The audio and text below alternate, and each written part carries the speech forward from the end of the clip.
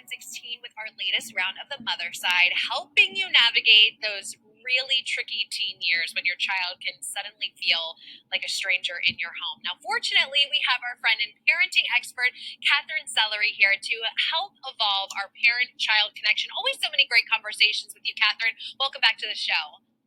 Thank you. It's so great to be here, Eileen. I really appreciate the chance for us to just dive in there, you know? Yeah, and the teen years, really can be very hard. You're dealing with shifting hormones, you're dealing with peer pressure. So your first tip to bond better with your child is, you say, to be judgment-free. Why don't we start there? Absolutely. So make your home a judgment-free zone.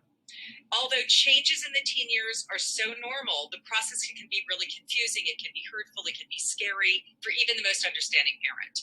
So creating that safe space for your child's individuation process is absolutely crucial to maintaining that happy and healthy parenting relationship.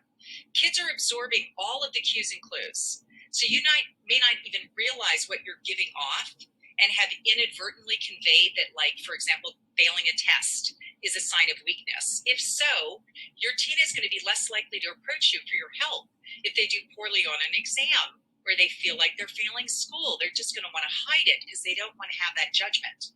So we need to be so mindful of how we express our feelings and opinions so that we don't shut down our kids. And the conversations then never even happen. And so I guess then also having that judgment-free zone would then maybe allow for, to keep the lines open, which I know is, you say, kind of one of your next steps. Keep the lines open.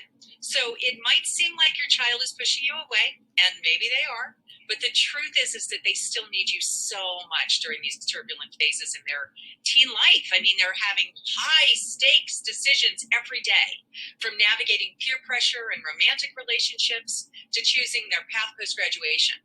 So they need somebody to trust and guide them through these decisions, and it can be you.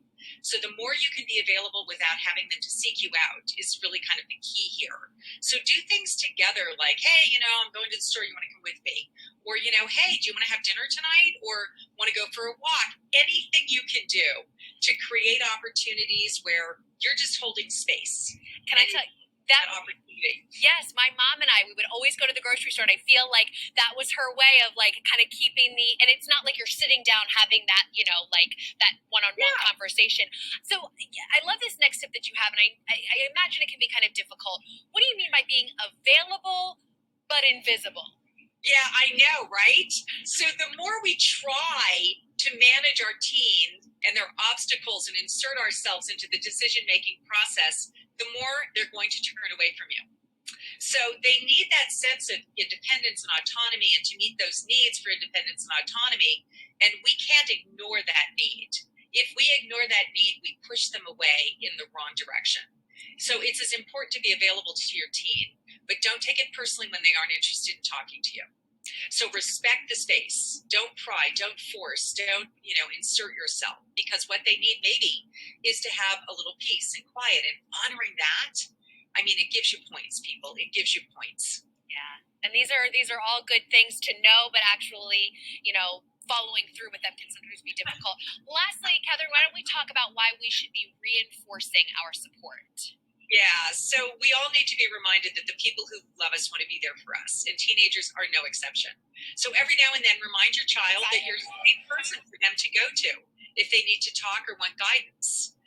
Ultimately, you want to create the environment where your teen wants to come to you.